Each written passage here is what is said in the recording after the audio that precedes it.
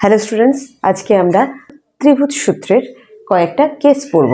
ঠিক আছে, যেমন প্রিভিয়াস কেসে আমি তোমাদেরকে বলেছিলাম যে যখন ত্রিভুজ সূত্রের দুটো ভেক্টর মানে এই এ ভেক্টর আর বি ভেক্টর এদের লব্ধি সি আমরা জানি তো, তো এই দুটো ভেক্টরের মধ্যবর্তী কোণ মানে আলফা যখন 0 হয় তখন এর মান কি হয়, তখন এর দিক কি হয়, তখন আমি বুঝিয়েছিলাম। এবং আজকে আমরা পড়ব যে মূল ভেক্টর দুটো যখন বিপরীতমুখী হচ্ছে, যখন এই মূল ভেক্টর দুটির মধ্যবর্তী কোণ ছিল 0 মানে আলফা ইকুয়াল টু ছিল 0, তখন এরা ছিল সমমুখী ভেক্টর। কিন্তু এক্ষেত্রে আমরা বলছি ভেক্টর দুটি বিপরীতমুখী। ভেক্টর বিপরীতমুখী মানে বিষয়টা কীরকম, অর্থাৎ এই যে ভেক্টরটা এদিকে যাচ্ছে এ ভেক্টর, আর এটা যদি বি ভেক্টর হয়, তো এই বি ভেক্টর যখন অপোজিটে থাকবে মানে এদিকটা এ ভেক্টর আর এদিকটা বি ভেক্টর, এটা মেইন পয়েন্ট। ঠিক আছে, তাহলে হবে এরা বিপরীতমুখী, এদিকে যাচ্ছে আর এদিকে যাচ্ছে, কমপ্লিটলি অপোজিট সাইড। এদের মিডল অ্যাঙ্গেলটা কত, 180 ডিগ্রি, তাই তো? মানে এখানে আলফা ইকুয়াল টু 180 ডিগ্রি হবে। তো যখনই আমি মূল ভেক্টর দুটি বিপরীতমুখী দেখব তখন আমি বুঝলাম যে কি আলফা ইকুয়াল টু 180 ডিগ্রি এরা বলে দিয়েছে। এক্ষেত্রে এদের যে লব্ধি আছে মানে সি, এই সি এর স্কেলার ভ্যালুটা কত হবে দেখে নেব। সি মানে কি হবে, এখানে সি স্কোয়ার যেরকম সূত্র আছে আর কি, A square plus B square plus 2ab cos alpha নয় কজ 180 ডিগ্রি। কজ 180 ডিগ্রির ভ্যালু কি তোমরা জানো? কজ 180 ডিগ্রির ভ্যালু হচ্ছে -1। ঠিক আছে, 1 নয় কিন্তু -1।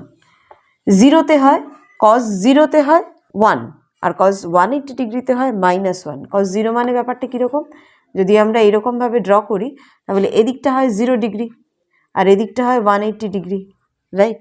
তো এই পয়েন্টে থাকবে হচ্ছে ভ্যালু 1, আর যখন কমপ্লিটলি 180 ডিগ্রি ক্রস করে এপাশে চলে আসবে তখন ভ্যালু কত হয়ে যাবে, -1।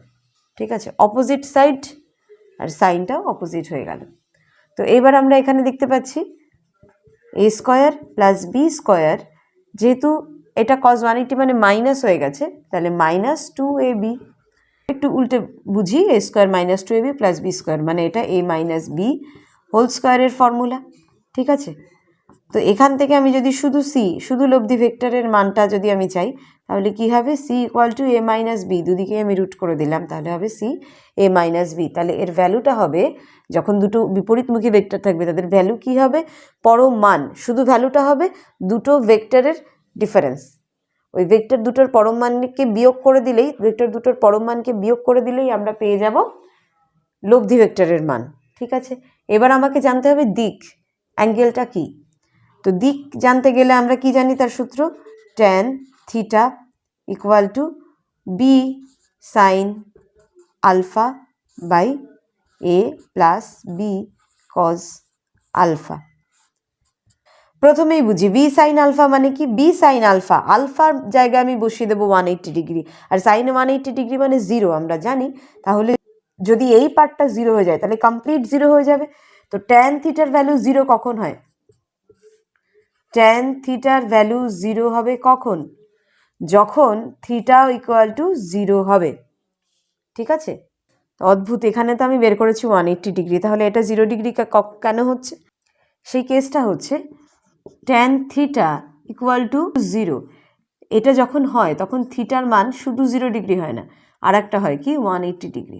কিন্তু কখন 0 ডিগ্রি হচ্ছে, কখন 180 ডিগ্রি হচ্ছে কিভাবে বুঝবো, যখন এ এর ভ্যালু মানে এই ভেক্টরটা, এ ভেক্টর যখন বড় হবে, এখানেও তো আমরা তাই দেখতে পাচ্ছি যে এ ভেক্টর বড় বি ভেক্টর ছোট, তো এ ভেক্টরের ভ্যালু যখন বড় হবে আর বি ভেক্টরের ভ্যালু হবে ছোট, যখন এ গ্রেটার দ্যান বি তখন হচ্ছে এইটা মানে থিটা ইকুয়াল টু 0 ডিগ্রি।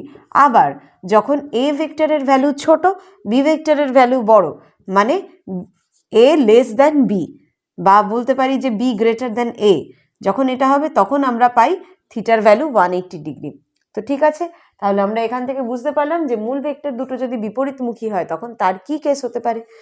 তাহলে আমরা এখান থেকে বুঝতে পারছি যে যেটা লব্ধি ভেক্টর হবে, এই লব্ধি ভেক্টরের যে পরম মান সেটা কি আসলে দুটো ভেক্টরের বিয়োগফলের সমান, এবং এই ভেক্টর দুটির মধ্যে যেই ভেক্টরটি বৃহত্তর মানে বড় ম্যাক্সিমাম, সেই ভেক্টরের দিকেই হবে এই ভেক্টরটির অভিমুখ।